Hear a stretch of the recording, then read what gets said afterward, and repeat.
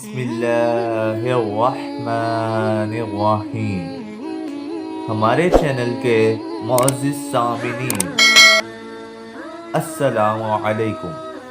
امید ہے کہ آپ خیریت سے ہوں گے۔ جیسا کہ آپ جانتے ہیں کہ ہم نے قرآن وظائف کی سیریز شروع کی ہوئی ہے۔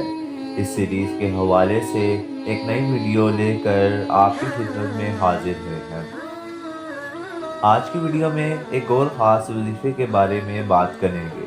بہت سارے لوگ یہ سوال کرتے ہیں کہ مال میں، رزق میں، اولاد میں، کاروبار میں، گھر میں برکتیں نہیں ہیں، رزق کی تنگی ہے۔ کوئی ایسا عمل بتائیں تاکہ ہم وہ عمل کریں اور اللہ ہمارا رزق وسیع کر دے۔ گھر میں برکتیں، اولاد میں پیار اور اس قسم کا کوئی وظیفہ بتائیں۔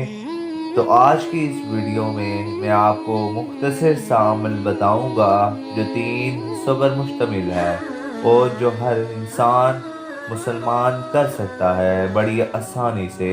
اس کو روزانہ کا معمول بنا لے گا تو یہ آزمودہ عمل ہے اور مجرب عمل ہے۔ یہ کام کریں گے تو انشاءاللہ ہر قسم کی پریشانی، مال کی پریشانی، گھر کی پریشانی، رزق کی پریشانی ختم ہو جائے گی۔ وہ 3 عمل کون سے ہیں؟ اس سے پہلے اگر آپ نے ہمارا چینل حکم دین ابھی تک سبسکرائب نہیں کیا تو کر لیں۔ نمبر 1، روزانہ کوشش کریں کہ آپ قرآن مجید کا ایک صفحہ ضرور تلاوت کریں۔ ایک دن ایک صفحہ، دوسرے دن دوسرا صفحہ، اس طرح قرآن مجید کا ایک صفحہ پڑھتا رہے گا تو ایک دن آئے گا کہ جب قرآن مجید مکمل ہو جائے گا، یہ آپ کی عادت بن جائے گی۔ اس سے آپ کو تلاوت کا ثواب بھی ہوگا اور گھر میں برکتیں بھی ہوں گی۔ نمبر 2،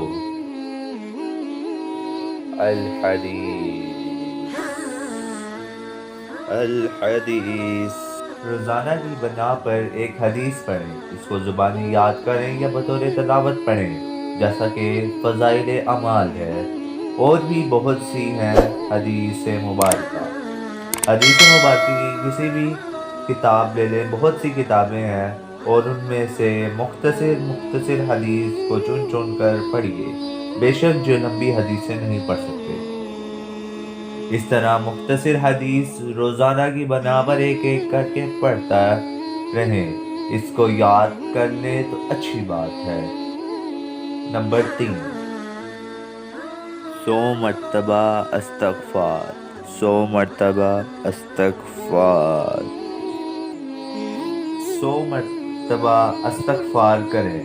گھر کے کسی بھی کونے میں ہوں، چلتے پھرتے، اٹھتے بیٹھتے، کسی حالت میں بھی 100 مرتبہ یعنی ایک تسبیح استغفار کی کریں۔ اور انشاءاللہ یہ عمل جو کرے گا چند دنوں کے اندر اس کو اس کے فوائد نظر آئیں گے اور پھر وہ اس کا معمول بنا لے گا۔ پھر ہمیشہ کے لیے خوشحال زندگی گزارے گا۔ رزق میں اضافہ ہوگا، کاروبار میں برکت ہوگی، گھر میں برکتیں ہوں گی۔ انشاءاللہ اللہ کے اوپر بھروسہ کرتے ہوئے یہ کام کرنا ہے تو انشاءاللہ فائدہ ہوگا۔ استقامت کے ساتھ کرنا ہے اور صبر بھی کرنا ہے۔